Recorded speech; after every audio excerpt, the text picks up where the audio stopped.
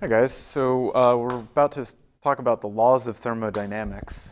We talked about the zeroth law of thermodynamics, which is just the idea of thermal equilibrium, and that's kind of the prerequisite for like proving stuff. But what we really want to do is get into the useful ones, and in fact, you already know the first law of thermodynamics, I think. We just really haven't stated it explicitly. The first law of thermodynamics is energy conservation. So imagine our old process with a movable piston and we got a Bunsen burner. And I could think about at least three aspects of what's going on with the gas inside of this piston. So I know that I can add heat. So this technically would be a form of heat by conduction because we have hot gas molecules literally hitting the side of this. So I'll just say heat. And heat is a form of energy, so we want to restrict the discussion to like energy things that are happening. And I know that I can ask about the change in internal energy. For a monatomic ideal gas, the internal energy change is just the 3/2 kT per particle, because all it can do is have translational kinetic energy. But if I had something like a rigid rotor gas like nitrogen is pretty well approximated like that, I could be storing internal energy in other degrees of freedom. So it's not necessarily true that this is just the translational kinetic. And this is something that this specific heat tells you. So we've covered that. The last thing we want to talk about is this piston, which we've so far left alone. Imagine that this is a mechanical system and I can press down on the piston. And if I remind myself about forces acting over distances, like, yeah, there's definitely some work. So we'll just call this mechanical energy. And we'll denote it by W. So we got Q for heat, delta U for change in internal energy, and W for work. And the first law of thermodynamics really just puts some signs on this. So imagine that I have an isolated system.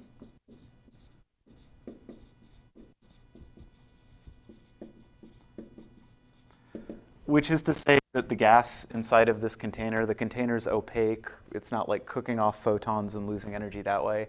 So basically all the energy I put in or take out with the work and the heat is accounted for, and it stays inside the gas.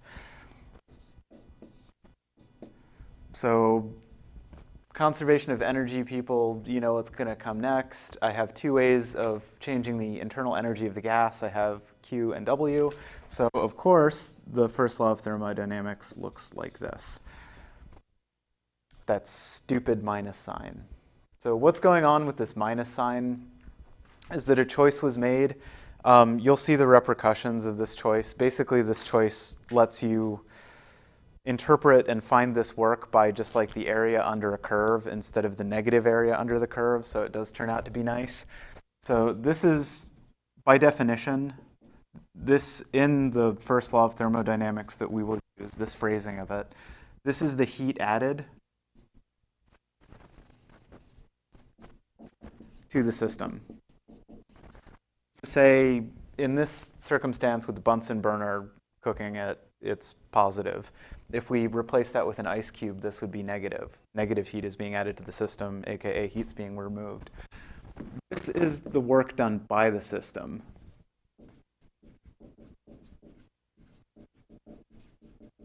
And what that's going to let us do is say that when the piston goes up and the volume increases, so volume increase means positive work. So because this is by the system and to the system, I think that would be the more appropriate thing to underline. Okay, one's by, so it's the gas that's doing the work. And the other one is to, it's the Bunsen burner that's doing the increase in energy. They have opposite signs. It's just a fact of definition. And there's a reason for it that kind of makes things nice. And again, this is in an isolated system, so nothing else is going on. The sun's not shining on this and giving it more energy. So really quickly,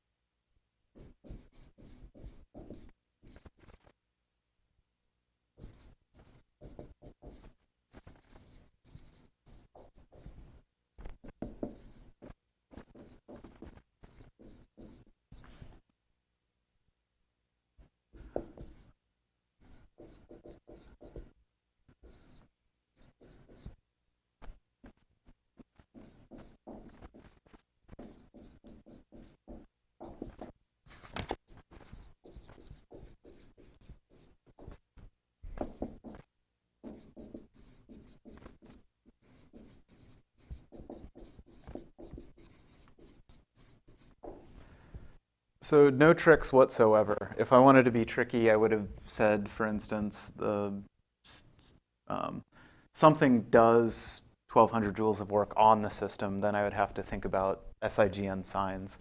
But as it stands, no trickery. This is just like the very vanilla definitions about work and energy, the way that we've written them here.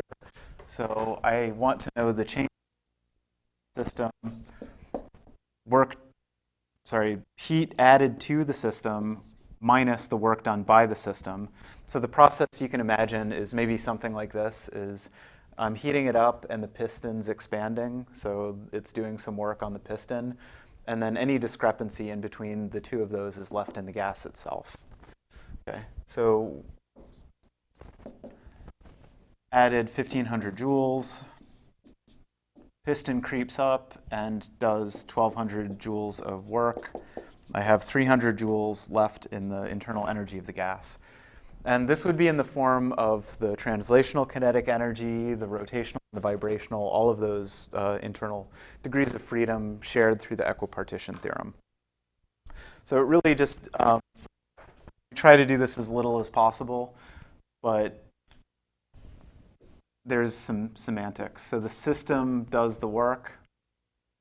That's this definition of W. And heat is added. That's this definition of Q. Okay. All right, so quick reminder about what work is and why those signs will be useful. Is remember just the work done on a particle by a force.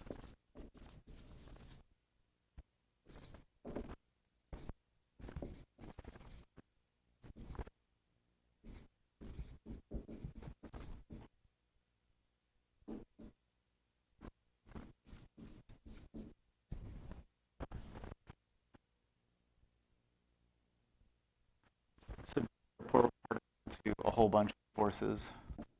I don't know if I had a plan with this. Don't. Okay, so I've got, maybe even think about this as the lid of the piston that I'm pushing around.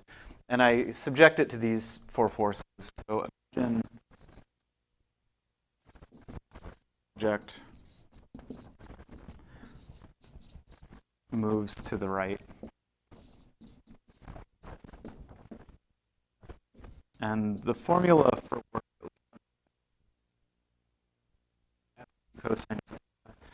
So if I have some force and then I have a displacement and I have an angle in between them, this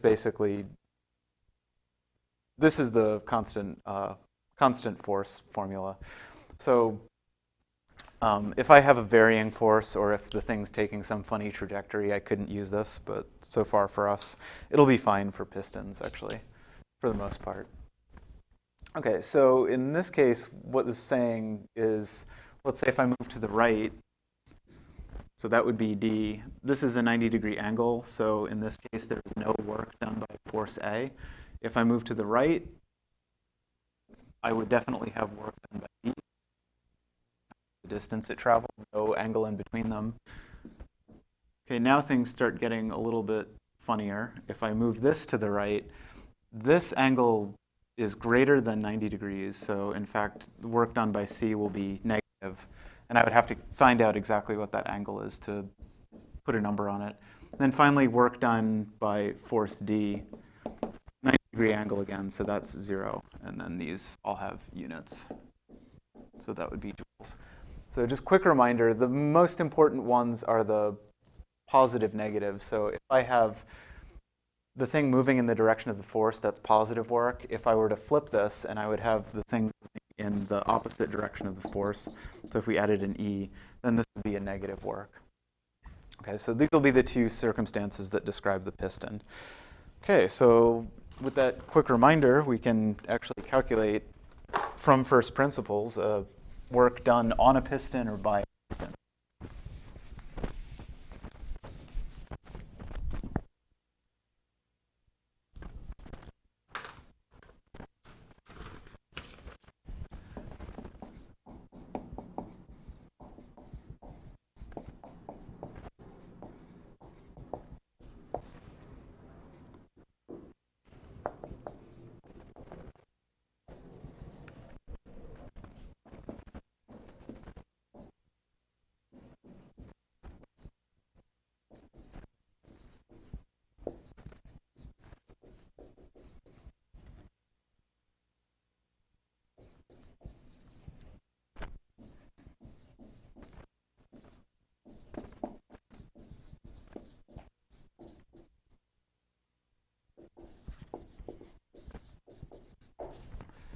Okay, sounds more like thermo. So piston, and I've got an area of the top,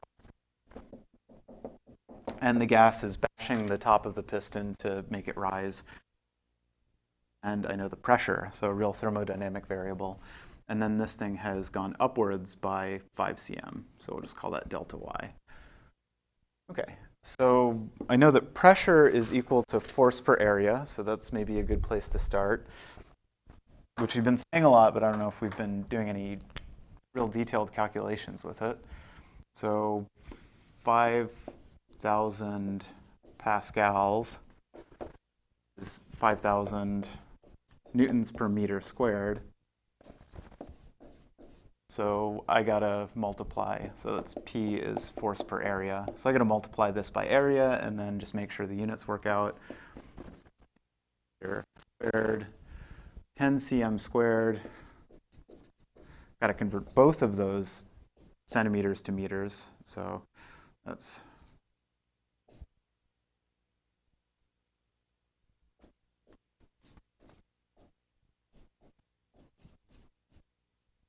so 2 factors of 100, and what I'm left with, so this would be force in newtons, 5 newtons, right? 4 zeros, 4 zeros. Okay, so my 5,000 Pascal force, given the fact that the area of this is 10 centimeters squared, means the total force on the piston would be 5 newtons. And now I can use this formula for work. So the thing's going up, talking about the work done by the system. So all these little collisions are pushing this thing upwards. The pressure is pushing upwards. So in that case, we have this circumstance. They're both pointed in the exact same direction. Piston's going up, force is going up. I don't have to worry about any cosines. So this would just be F in our notation, delta Y. So that's 5 newtons is our force, and then delta Y is 5 cm, so 0.05 meters, or 0.25 joules. So that's the work done by the system. I know it's positive because this thing is putting a force upwards and the piston's going upwards.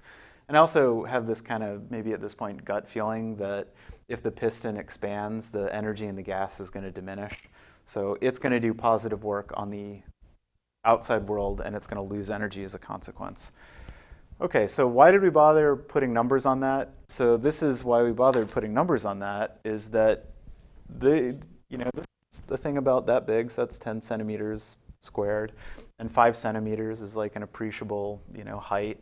So maybe these are the rough dimensions of like a piston in a diesel engine, and that took 1/4 of a joule.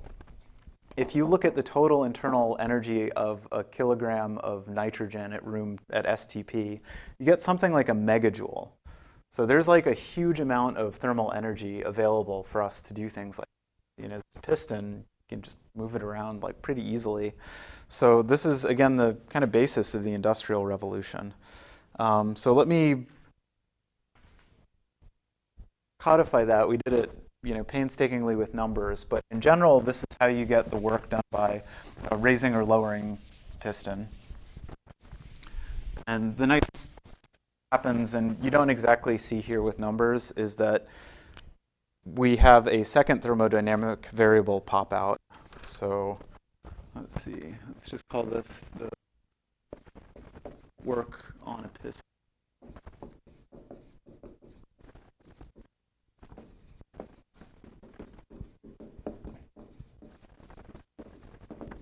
So by constant pressure, we'll have to deal with non-constant pressure in a sec. Okay, so I can draw the sloppy. You know what I'm talking about. We've got gas inside the piston. And P equals F A. Work equals F times, we'll call it D, and we'll say that this thing raises or lowers by some height. Okay. So what this really is pressure times area, right? So we did that, force is pressure times area, and then we'll multiply by D. This is it. This is the key insight into getting two thermal thermodynamic variables for our work is that here's an area and here's a height difference. That is the volume of, in this case, the cylinder, the cylindrical solid. So the area times the height is actually the volume. So this really is PV. Well, technically this would be P delta V, so the change in volume.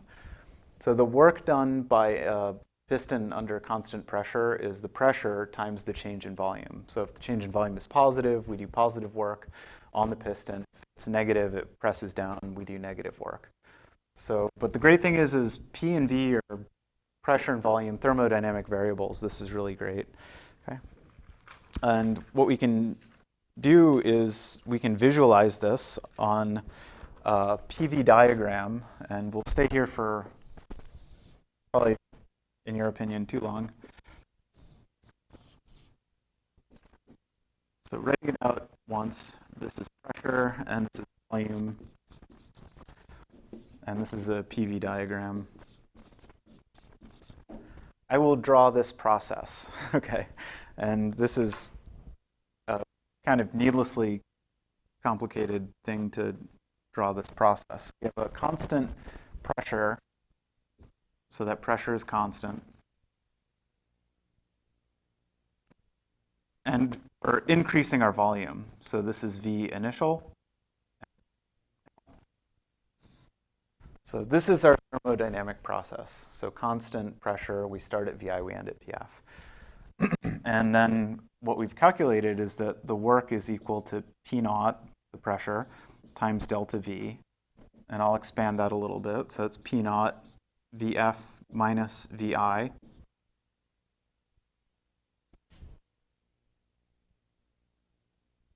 That's V from VF minus VI, and that's P. So the work is basically the area, the shaded area, right? And this is what gets us to non-constant works, or non-constant pressure.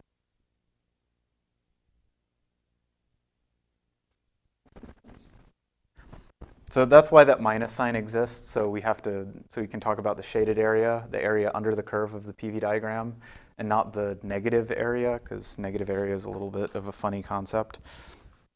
So what we can do before going totally nuts with this and realizing that PV diagrams are key to doing all kind of machine thermodynamics where we have engines, refrigerators, we can analyze all of them with these PV diagrams, is to ask the really important question, what about non-constant work? Or non-constant.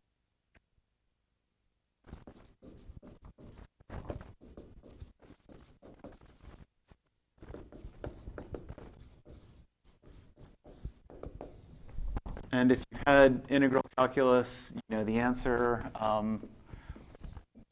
but I'm compelled to rewrite it. So we have volume, and we have pressure. And now we're going to do something else. We're going to go from V naught to V initial to V final. But we don't get a straight line. The pressure changes. So maybe it starts here, and we go on some wiggly path there. What's still true is that the work done is the area under the curve. So this is still the work done by the gas. So still true. The question is, how do we find this? One way of finding it is work equals integral PdV, but that's just a fancy way of saying area under the curve.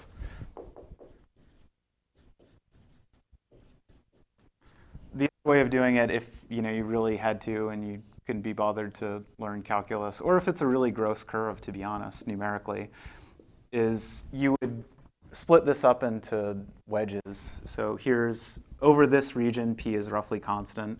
So I'd multiply that by a little bit of, call it delta V at that particular place, and then I would add them all up.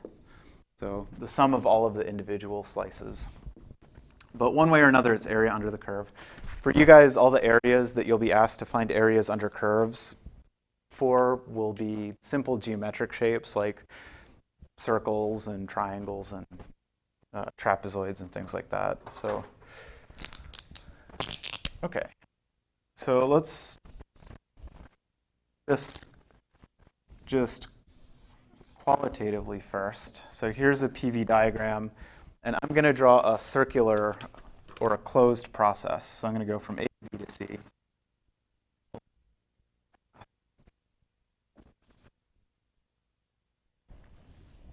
And return to A.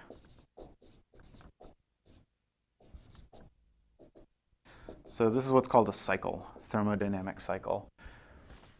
I'm going to say something that's wrong, and you guys can correct me, is that my claim is that nothing happened because I started A and I ended A. So it turns out that that's not true, and what ended up happening, and we'll go through all of the details, this is basically what this chapter is about, is that the internal energy of the gas is the same at point A. But what this thing did, if you actually track through all of the works and know the first law of thermodynamics, is this thing did something really cool. So from A to B, I have work A to B is positive, and I have work C to B, that's negative, right?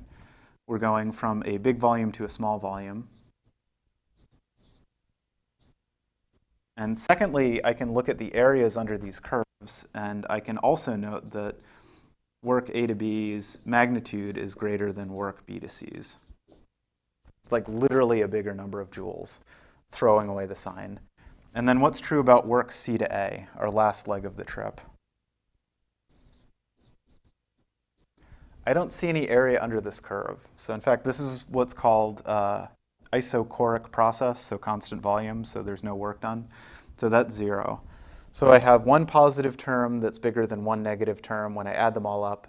In fact, this is positive work. So the gas is doing positive work over this cycle. So add all these up, the work of the cycle is positive. But I end up back where I started. So I end up back at, same P, same V, and I know that, for an ideal gas, that's nRT. If I don't have a leak, I end up at the same T. So this thing needs the same internal energy. What on earth happened if I have positive work done by this gas, but I end up at the same internal temperature, same internal energy? So this is the first interesting thing that the first law of thermodynamics tells us. Other than that, honestly not that interesting. It's just a restricted statement of conservation of energy. So what this tells us is that delta U, so let's take a cycle, Q minus, for a cycle that's 0, we ended up backward. We know that work was positive. So this thermodynamic cycle, what it did, like literally the most important thing of the, last 200 years as far as human development is concerned, we turned heat into work. So we took heat out of the gas and we turned it into piston moving. We did something interesting with it. So mechanical work was, kind of like some form of energy alchemy was turned into, heat was turned into mechanical work. So this is really wonderful. So we'll put numbers on this. I want to throw out a couple of terms that I'm going to use a lot from here on out, basically describing the shapes of paths on a PV diagram.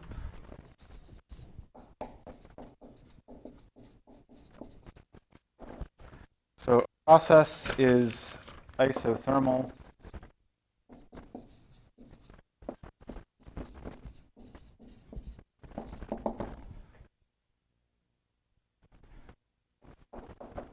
And of course, you can follow along at home. Process is isothermal if process.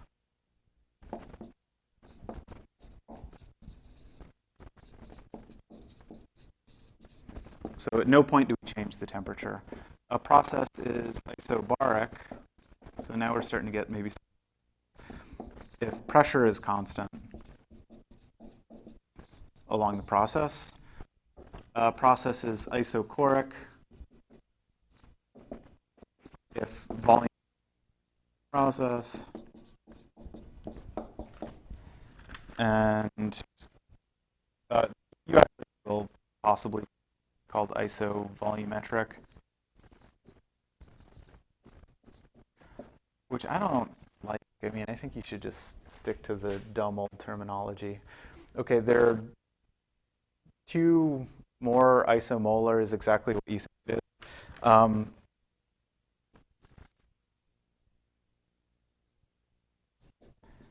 At least as far as verbiage goes. This is adiabatic if the heat flow is 0.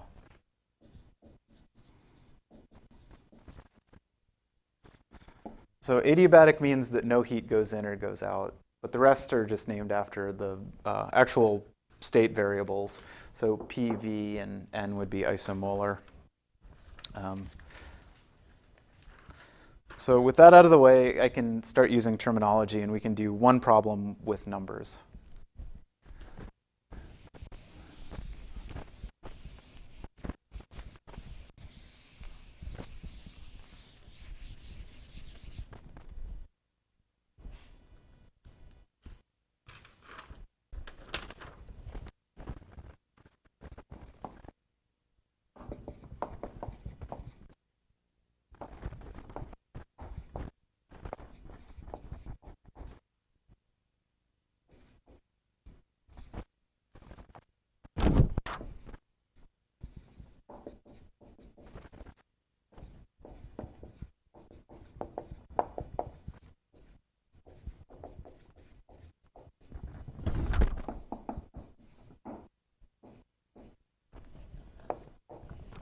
And once again, probably the longest streak of any physics professor ever.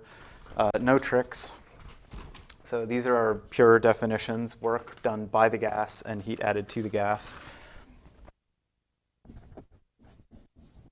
And these are realish numbers. So we're going to mark out our pressure in terms of hundreds of thousands of pascals.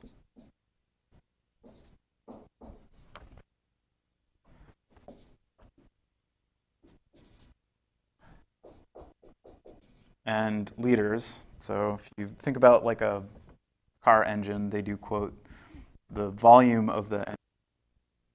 So this is all pretty legit. That's about 1 ATM, like 1 times 10 to the 5th. So this is 2 to 5 times atmospheric pressure. And this is, I don't know, like a giant diesel engine or something like that. And we'll do the same thing. We'll go from clockwise. So we'll go A to B.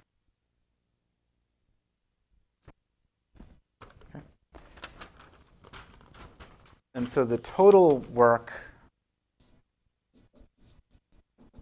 would be work A to B plus work B to C plus work C to A. Stop, think, pause, rewind, do whatever you got to do. Are any of these zeros? Yes. So A to B is an isochore or an isovolumetric transformation. So that is 0 joules. So there are no joules along this leg. So we really just have to worry about that. And so we have, we'll do this in 2 pieces. Over here, we got room.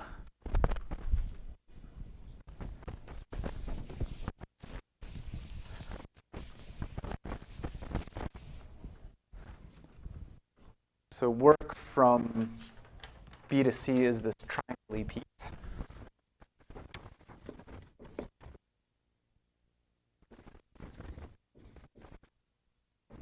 So we need the area under the curve. The area under the curve is a trapezoid.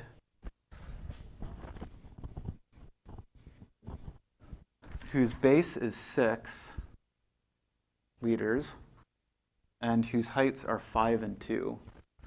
So 5 times 10 to the 5th pascals and 2 times 10 to the 5th pascals. It would have been a beautiful, simple middle school geometry problem if not the 10 to the 5th, but that's fine. I will look up what the area under the curve is for a trapezoid. It's 1/2 it's the average of the heights times the base. So that's 5 times 10 to the 5th pascals plus 2 times 10 to the 5th times. And This is an SI. I'd like this liters to be an SI. 6 liters is 6 times 10 to the minus 3 meters cubed. There are 1,000 liters in 1 meter cubed. And now everything's in SI. I would get 3.5 times 6. So that's 2,100 joules. Okay. And final sanity check is that that's a positive number. The gas is doing positive work as it expands, pushes the piston outwards, so the volume increases. Increase in volume is positive work done by the gas. I like that. And then work from C to A. Well, that's really nice. So that's just the area under the curve of a rectangle.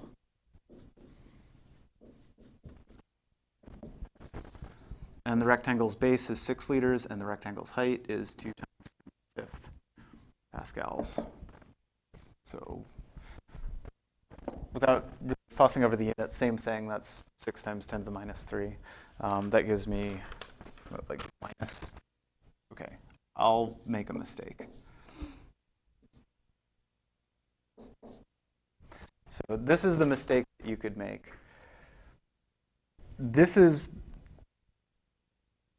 area under the curve in magnitude is equal to, we have a base of 6 liters and a height of 2 thingies, 200 kilopascals.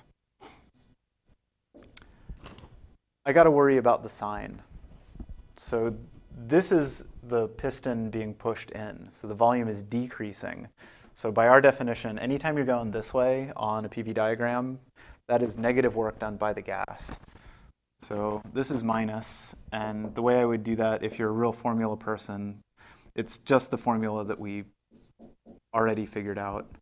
So constant pressure only.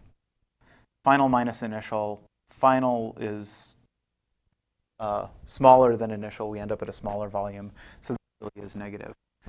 Okay. And then finally, the work total is 0 joules from our isovolumetric expansion, or isochoric. This for the others. So we get positive 900 joules of work. This is the first law of magic, is that the heat added to the gas is 900 joules of work. So this is a magic machine that converted 900 joules of heat into 900 joules of mechanical energy, and I hope you did something useful with it. All right. So again, this is what it'll be for a while. Let me just, again, for the formula people. Change in internal energy for a cycle is 0. We ended up where we started. So if I look at the first law of thermodynamics, Q minus W, again, it says Q equals W. So 900 joules, 900 joules. All I have to do is remember what, the semantics of what that Q and that W mean. So the Q is the heat added to the gas, and the work, W, is the work done by the gas.